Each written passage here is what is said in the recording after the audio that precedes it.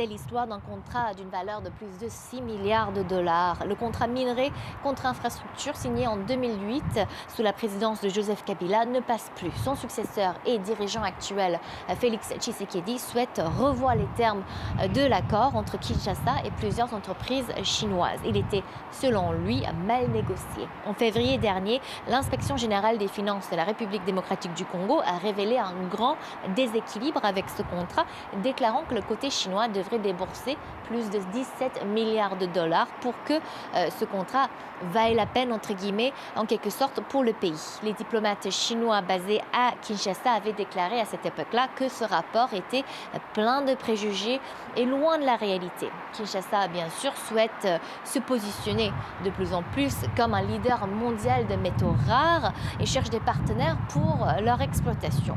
Pékin souhaite investir davantage dans l'énergie verte pour laquelle il faut du cuivre et du cobalt.